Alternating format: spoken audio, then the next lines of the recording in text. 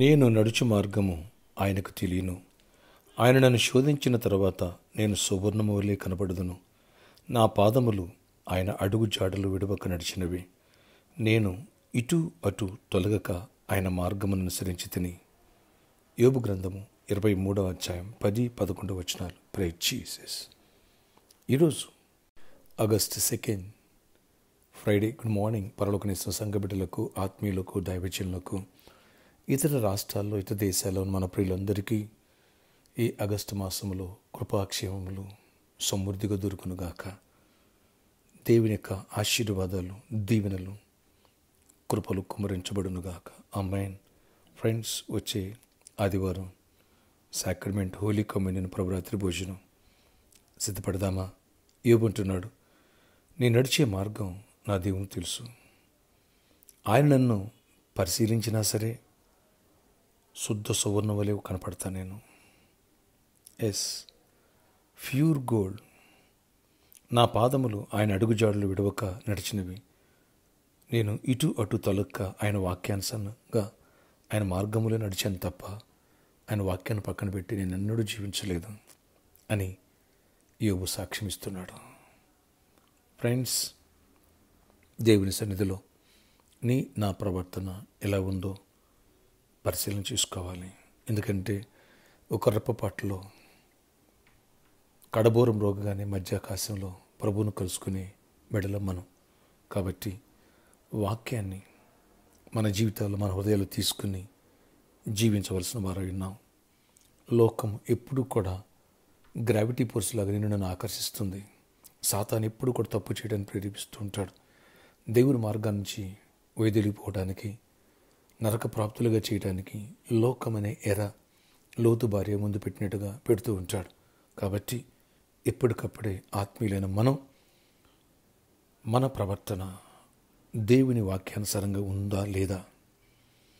నీ వాక్యమే నా పాదములకు దీపము, అది నా త్రోవకు వెలుగంటాడు దావీదు. దేవుని వాక్యాన్ని ఆధారం చేసుకుని జీవించకపోతే దేవుడు పరీక్షించినప్పుడు ప్యూర్ గోల్డ్లా ఉండం, కల్తీ గోల్డ్లా, 1 గ్రామ్ గోల్డ్లా ఉంటాం. అనేకమైన క్రైస్తవులు 1 గ్రామ్ గోల్డ్ అంటే గిల్ట్ నగలుగా పైపోతలా ఉంటారు, లోపల వేరే ఉంటుంది. అలా ఉంటే దేవుని రాజ్యాన్ని కోల్పోతాం, దైవ ఆశీర్వాదాన్ని కోల్పోతాం. ఇలాంటి వర్తమానాలు సండే విందాం, దైవ రాజ్యాన్ని సిద్ధపడదాం, పరరాత్రి భోజనం చేసుకుందాం, దైవ దీవెన పొందుదాం. ఇప్పటి నుంచే సిద్ధపడదామా? ఆశ్చర్యకడ నీ కొందనాలు. ఎవరి ప్రార్థనలోకి వేస్తున్నారు ప్రతి ఒక్క బిడ్డని యోబు వలె నీ సన్నిధిలో నీ అడుగు జాడలు అడుగులు వేసి నాయన అటు ఇటు తొలక్క నీకు ఇష్టంగా నాయన అడుగులు వేయడానికి కృప చూపించండి. ఏ చీకటి ఎవరైనా పని చేయనివ్వద్దు. మీరు పరీక్షించిన ప్యూర్ గోల్డ్లో ఉండాలి తప్ప గిల్డ్ నగల్లా ఉండకూడదు. ప్రతి ఒక్కరిని దర్శించండి. నీ కృపాక్షేమను ప్రతి ఒక్కరు తోడగించండి. ఆయన ఆత్మీయతలు బలపడాలి, రక్షణ పొందాలి. రక్షణ పొందిన వారు అక్కడికే సిద్ధపడాలి. ఎవరు రేపు సండే బాప్తిజం తీసుకొని సిద్ధపడుతున్నారో వారు ఇప్పటి నుంచి లోతైన మారు మనసు, పశ్చాత్తాప హృదయం దయచేయండి, విరిగిన హృదయం దయచేయండి. ఎవరు నాయన ప్రభురాత్రి బస్సు సిద్ధపడుతున్నారో ప్రతి ఒక్కరిని సిద్ధపరచండి. ఏ బలహీనతను ఒప్పుకొని సరిదిద్దుకుని సరి చేసుకునే కృపను నాకు మాకు అందరికీ దయచేయండి. పరిచయం దీవించండి. ప్రతి వ్యాధిని గద్దిస్తూ మీరు గద్దించి స్వస్థపరచండి. ప్రతి చీకటిని గద్దిస్తూ మీరు గద్దించి విడుదల ఇవ్వండి. ఎవరికి ఏ అవసరం ఉందో తీర్చండి.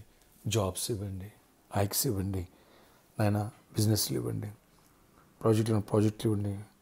మనీ రిటర్న్స్ వచ్చునుగాక. నీ ఆశ్చర్యమైన కృపగల కార్యాలు జరుగునుగాక.